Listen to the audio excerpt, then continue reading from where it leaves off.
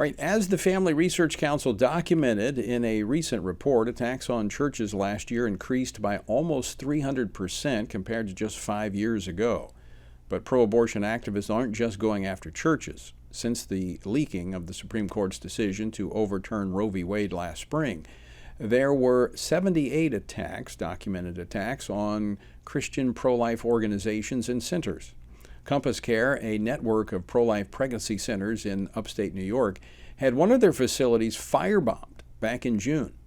Now, given the apparent disinterest from the Biden administration through their FBI in bringing these terrorists to justice, CompassCare has partnered with the Thomas More Society to hire private investigators on the case. That's right.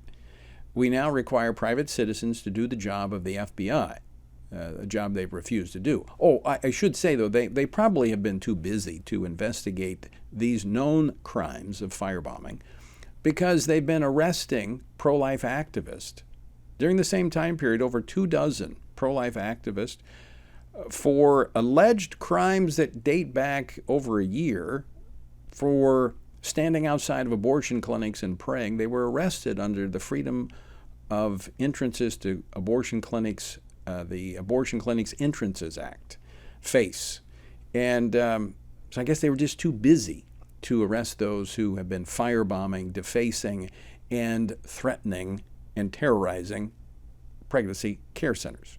Well, Daniel Tomlinson is the Director of Communications at the CompassCare Pregnancy Services in Buffalo, New York, and he joins us now. Daniel, welcome to the program. Daniel, Thank you, Tony. Thank you so much for having me. It's a pleasure to be on with you. Well, we should be under better circumstances, but I'm grateful that you guys are taking this on. Your CEO, Jim Harden, was on the program last June after the facility was firebombed. Remind our viewers and our listeners of the damage from that attack.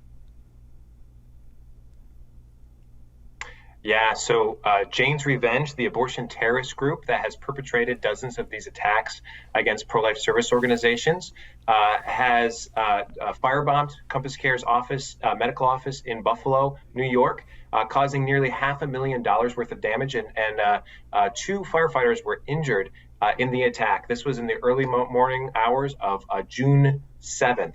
It's been 161 days and no arrests have been made. And you mentioned the 78 pro-life pregnancy centers that have been attacked by these pro-abortion terrorists. Nobody has been arrested for any of these attacks across the nation, a national crime spree, specifically targeting people because of what they believe, specifically targeting nonprofit organizations because of what they believe about the value of all human life, including those in the womb. Have you experienced additional threats since that time?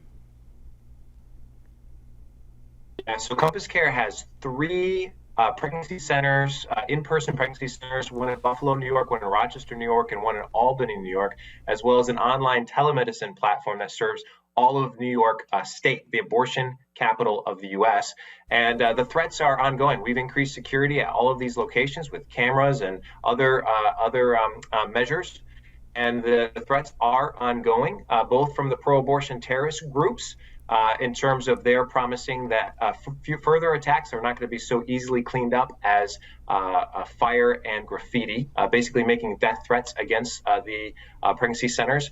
And the threats are ongoing with big tech actively censoring pro-life service organizations like Google and Yelp, both actively censoring pro-life service organizations. And then we have pro-abortion politicians pushing a rabid pro-abortion agenda, talking about how pregnancy centers are peddling misinformation.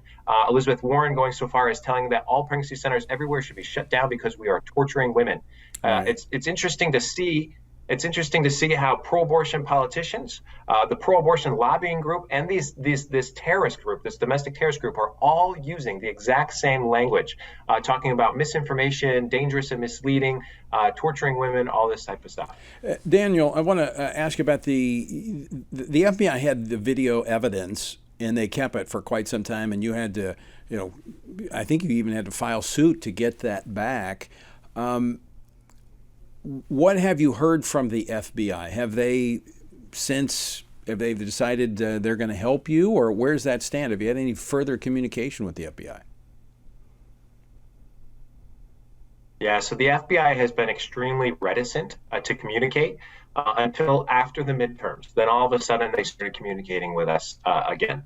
And they went so far as earlier this summer telling CompassCare's CEO Jim Harden that the officer on the case said, I'm not going to talk to you again.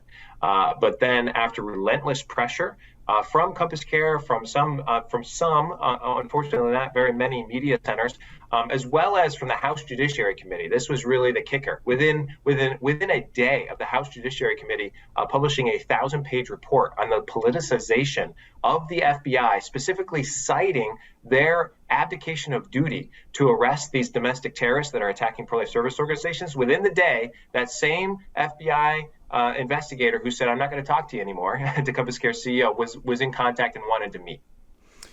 Well, it's going to be very fascinating to watch this. I hope and pray that you're successful in the investigation and that you come up with evidence, because it's not only going to benefit you, but it's going to, and I know you're actually looking at these crimes all across the country. It's going to benefit care pregnancy centers all across America. Sorry you have to do this, That's right. but under this politicized administration, it's unfortunately where we are. But we'll keep tracking this. Daniel, thanks so much for joining us.